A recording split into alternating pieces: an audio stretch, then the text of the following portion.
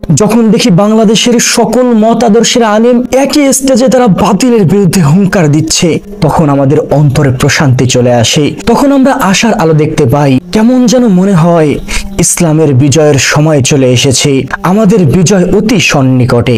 একই স্টেজে বসে সকল মত আদর্শের আলেমরা যখন বাতিলের বিরুদ্ধে হুঙ্কার দেয়, আমরা যেমন আনন্দিত হই, আমাদের যেমন ভালো লাগে, ঠিক তেমনি বাতিল পাড়ায় ভূমিকম্প শুরু হয়। তাদের কলিজা থরথর করে কাঁপতে থাকে। কি অসাধারণ দৃশ্য, তাই না? যখনই দেশের বিরুদ্ধে কোনো ষড়যন্ত্র শুরু হয়, যখনই শিক্ষা ব্যবস্থার বিরুদ্ধে কোনো ষড়যন্ত্র শুরু হয়, যখনই ইসলামের বিরুদ্ধে কোনো ষড়যন্ত্র শুরু হয়, বাংলাদেশের সকল ঘরানার, সকল মতাদর্শের সকল আলেম এক হয়ে তাদের বিরুদ্ধে হুঙ্কার দিয়ে তাদের কলিজা পর্যন্ত কাঁপিয়ে দেয় এবং সারা বাংলাদেশের সকল সাধারণ জনগণকে জানিয়ে দেয় যে আমাদের মধ্যে মতবিরোধ থাকতে পারে, মাসআলাগতভাবে আমাদের মধ্যে অমিল থাকতে পারে, কিন্তু ইসলামের উপর যদি কোনো আঘাত আসে, দেশের উপর যদি কোনো আঘাত আসে, আমাদের শিক্ষার উপর যদি কোনো আঘাত আসে, মুসলিম জাতির উপর যে কোনো ধরনের ষড়যন্ত্র যদি আসে, তখন আমরা সকল মতাদর্শের সকল আলেম এক হয়ে সব ধরনের ষড়যন্ত্রের বিরুদ্ধে রুখে দাঁড়াবো ইনশাআল্লাহ।